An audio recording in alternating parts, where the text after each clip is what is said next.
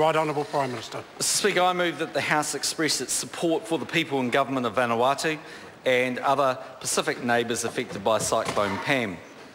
Mr Speaker, over the weekend, Cyclone Pam cut a path through the Pacific, resulting in reports of damage from Fiji, Tuvalu, Kiribati and the Solomon Islands.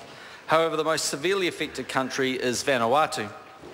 When Tropical Cyclone Pam hit Vanuatu, it was a Category 5 cyclone, with winds gusting up to 320 kilometres per hour. In the Efate province, where Vanuatu's capital Port Vila is located, 90% of structures have been destroyed or damaged in some way.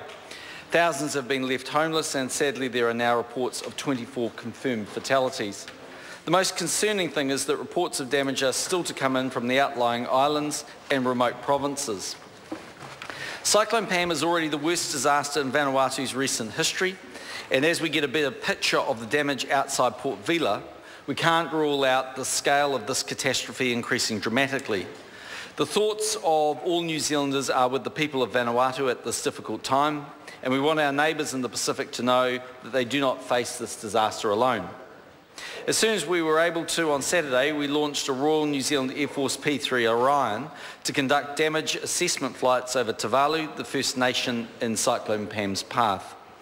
As the first reports of damage came in, we announced an initial $1 million contribution in funding to respond to specific requests for assistance in Vanuatu, Fiji, Tuvalu and Solomon Islands, and for NGOs in Vanuatu and Solomon Islands to replenish relief supplies.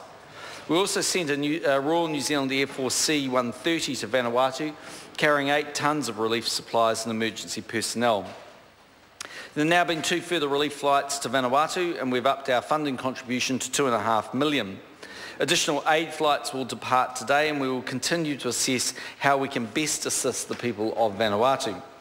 While we're currently focused on the immediate relief effort, it is clear that Vanuatu will need long-term support to recover from this disaster.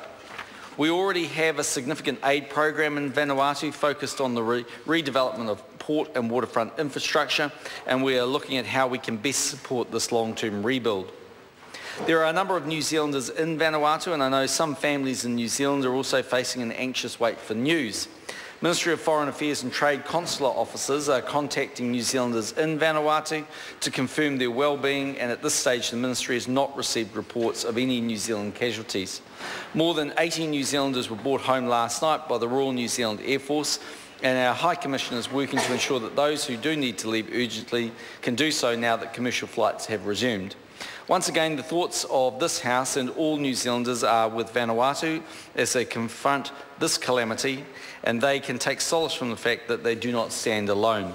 The international community is rallying, and I can assure the House that New Zealand will continue to do all it can to help the relief and recovery efforts.